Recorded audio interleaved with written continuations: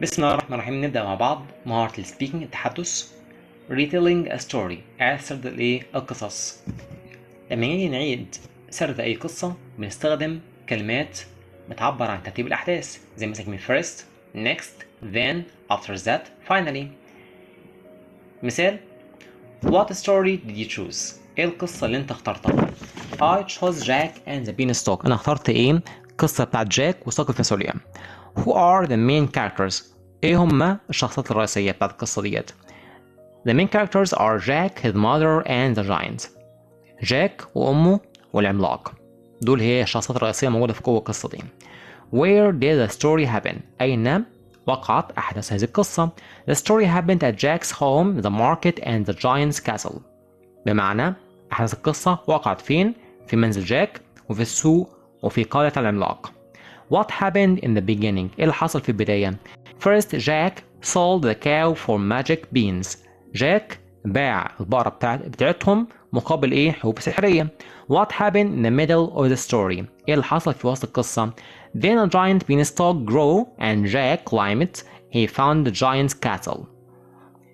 فجأة مرة واحدة كده ساق فاصوليا نامت وبقت عملاقة جدا لدرجة إنها وصلت للسما فوق، وجاك تسلقها ولها إيه فوق الساق ديت، فوق خالص فوق السحاب قلعة جواها إيه شخص عملاق. بعد كده what happened next؟ إيه اللي حصل بعد كده؟ after that Jack took gold and the hen from the giant. جاك بعد كده خد الإيه الذهب اللي لقاه، وخد برضه معاه الفرخة اللي إيه الفرخة اللي إيه كانت محبوسة إيه جوه القصر. how did the story end؟ إزاي القصة انتهت؟ Finally, Jack cut the beanstalk, the giant fell down, and Jack lived happily with his mother. أخيرا جاك قطع ساق الفاصوليا والعملاق وقع على الأرض، وجاك عاش بسعادة مع أمه. What was your favorite part؟ إيه هو الجزء المفضل بالنسبة في القصة؟ I liked when Jack became rich. أنا حبيت القصة لما كان إيه أما أصبح جاك إيه شخص غني. What is the message of the story؟ إيه هي القصة أو هي الدرس الأخلاقي من الإيه من القصة ديت؟ The story tells us to be brave and smart to solve problems. القصة بتقول لنا إحنا نكون إيه نكون شجعان ونكون أذكياء لحل المشكلات. في بعد كده ديالوج نحله مع بعض. ميرا is asking Tamer about the story of Cinderella. ميرا بتسأل تامر عن القصة بتاعت مين؟ بتاعت سندريلا. أول حاجة بتقول ميرا Do you like the story of Cinderella؟ هل أنت حابب القصة بتاعت سندريلا؟ Yes I do. نعم. It is وليكن مثلا It is my favorite story. إنها قصتي المفضلة. My favorite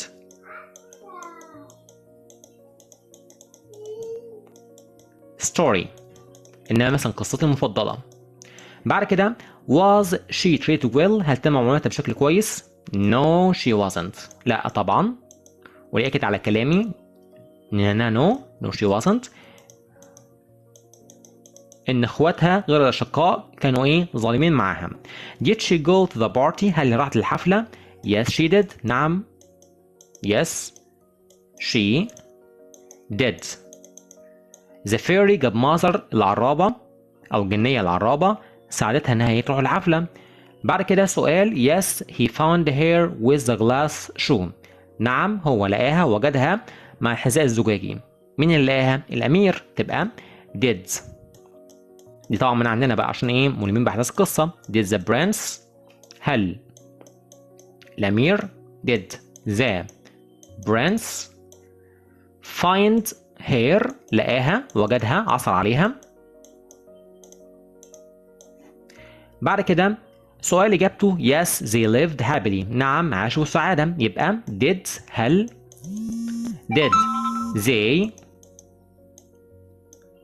did they live happily هل هم عاشوا بسعادة مع بعض؟ yes they lived happily. yes they did. بعد كده writing الكتابة how to write about a well known story. ازاي نبدأ نكتب عن قصة معروفة مشهورة. نشوف مع بعض. What is the name of the story؟ ايه اسم القصة ديت؟ One of the most famous stories with a moral is the tortoise and the hare. واحد من أشهر القصص اللي فيها درس أخلاقي وليها مغزى أخلاقي هي قصة الإيه؟ السلحفاة والأرنب البري. Who are the main characters؟ مين هم الشخصيات الرئيسية الموجودة في القصة ديت؟ The characters tortoise and the hare. الأرنب البري والسلحفاة.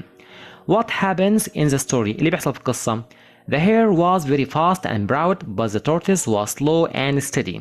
العنب البري كان سريع جدا وكان ايه معتز بنفسه فخور بنفسه، ولكن السلحفاة كانت بطيئة بس كانت ايه يعني ثابتة على ايه على سرعتها وثابتة على مبدأها. They decided to have a race to see who was faster. هم قرروا انهم يعملوا سباق عشان يشوفوا مين الأسرع. What lessons or moral does the story teach؟ ايه هو الدرس الأخلاقي والمغزى الأخلاقي اللي نتعلمه من القصة ديت؟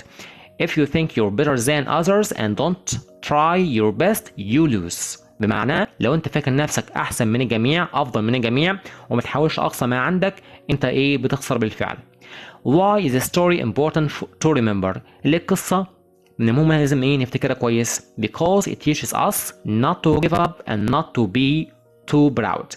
لانها فكرنا دايما وتعلمنا دايما ان احنا ما نكونش ايه لا نستسلم، وان احنا ايه ما نهتزش قوي بنفسنا، ما كناش مغرورين قوي يعني، ما نبقاش مغرورين. بعد كده دي قصة كاملة اهيت نقراها مع بعض. The story of the tortoise and the hare. قصة الايه الارنب البري تمام كده والسلحفاة. One of the most well-known stories with the moral is the tortoise and the hare. واحدة من أشهر القصص اللي فيها درس أخلاقي هي السلحفاة والإيه الأرنب البري. This story teaches us that being fast is not always the best. القصة دي بتعلمنا إن ليست مجرد السرعة هي تخليك إيه الأفضل. In the story, the hare was very proud because he could run quickly. He made fun of the slow tortoise and agreed to race him. يعني ايه؟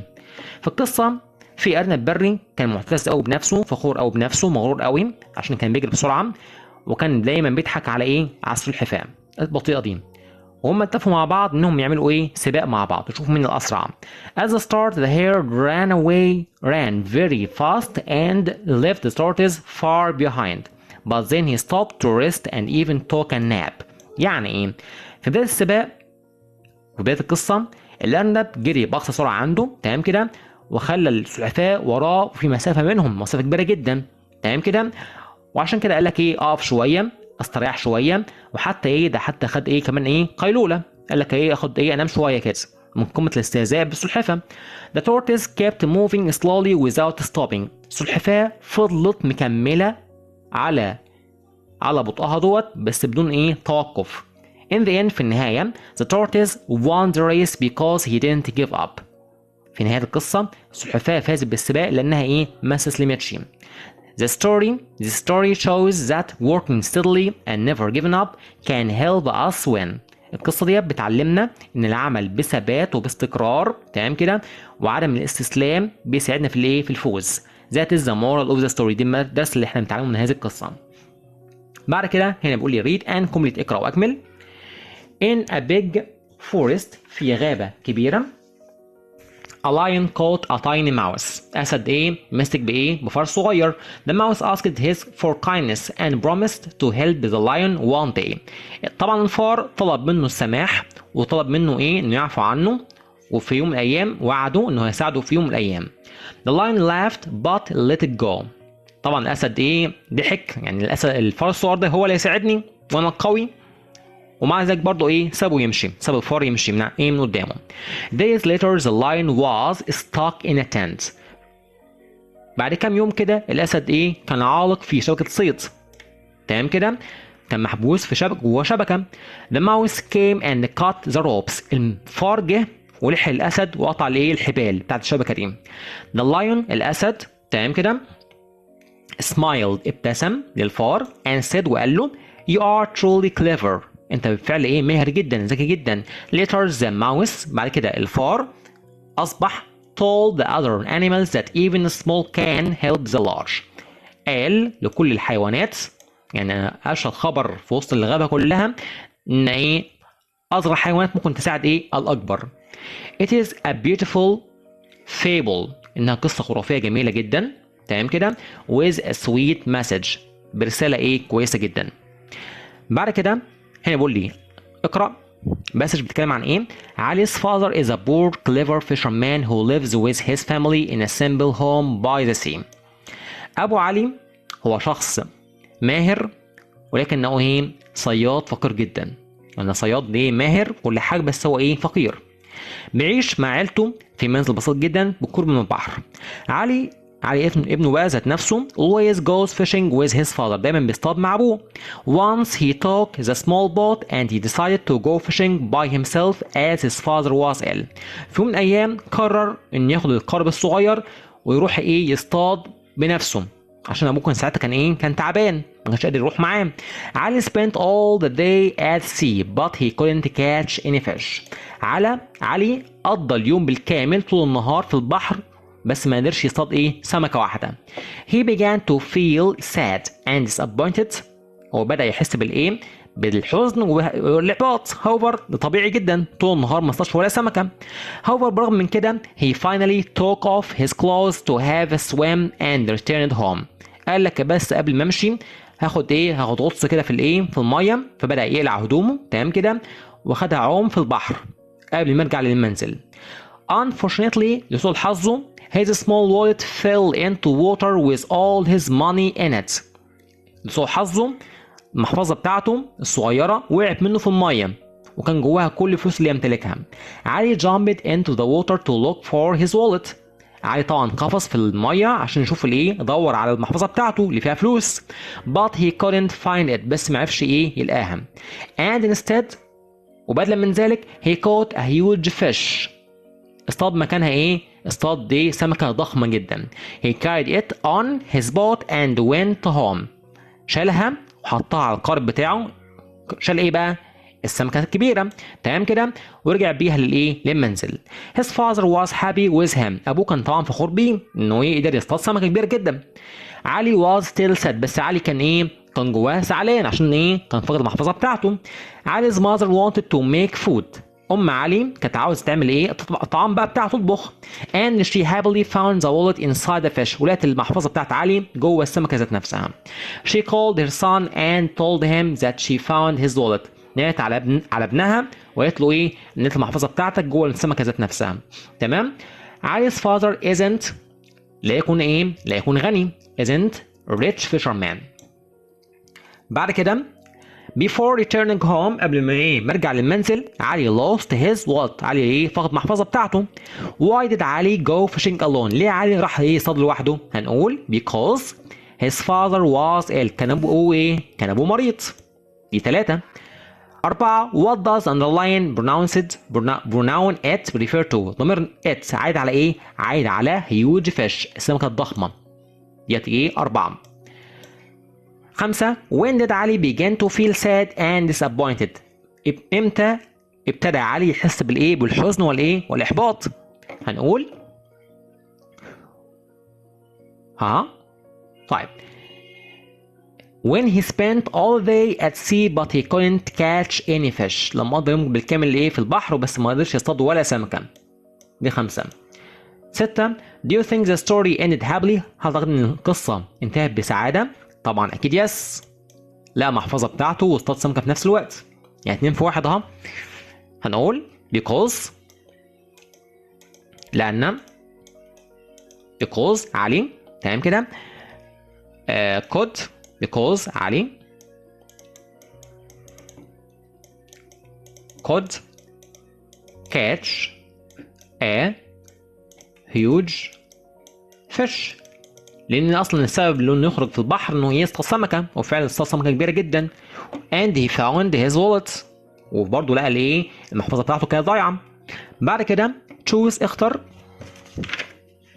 اول حاجه هنقول محمود محمود بيستمتع بقى books because they tell him about real events from the past. احداث حقيقيه من الماضي، تبقى قصه او كتب تاريخيه historical. the teacher asked ليلى، معلم طلب من ليلى to retell تعيد سرد القصة retell the story. my mother prepared a special dish طبق مميز. جابر's allowed him to recover quickly from a serious disease. سمحت لي انه يتعافى بسرعة من المرض الخطير، يبقى كان قوي قوته strength. بعد كده مريم said that نهلة and ماهر told us that they traveled. بعد كده عشان زمن الأحداث في الماضي. سمير me فينا مفعول اهو تبقى told me. told me عشان في هنا ايه ضمير مفعول اهو. The teacher said that those books were are تحول إلى were. نرجع زمن خطوة للخلف. أمل told محمود that he كان تحول إلى could. They told us that they were waiting for the guests. now تحول إلى then. ليلى told us that she هي عشان عايدة على ليلى. هنا بنتكلم عن ستوري with a moral قصة فيها مغزى، واحنا ما شاء الله منها فيها هنا أكتر من قصة اهوت. القصة بتاعت ايه أبو علي اهوت، والقصة بتاعت الايه الفار. دي كلها قصص ايه متاحة ممكن ايه نستعين بيها في كتابة هذا الباراجراف. بعد كده هنا بيقول لي رايت على كتابة هذه الجمل باستخدام هذه الكلمات. حاتم said I will call you later. حاتم تبقى نكتب أحسن عشان الجملة هتبقى كبيرة شوية. هتبقى حاتم said that he نحذف الأقواس. I تحول إلى he. will تحول إلى would. ونكمل would call you later.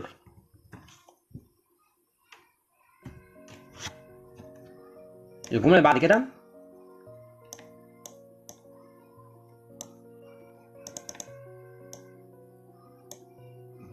عمر told me that he was going to the cinema then. عمر said عمر قال. هحول الجملة ايه لكلام مباشر تبقى عمر said نفتح الأقواس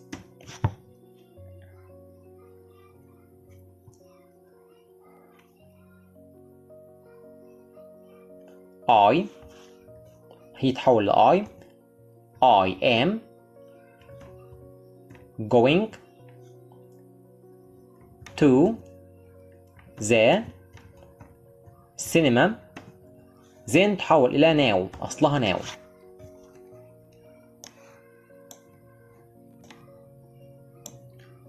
بعد كده جملة تالتة I have already done my homework mom said طارق. تبقى طارق قال لأمه. طارق told mom that نفتح الأقواس I تحول إلى he. have تحول إلى had. already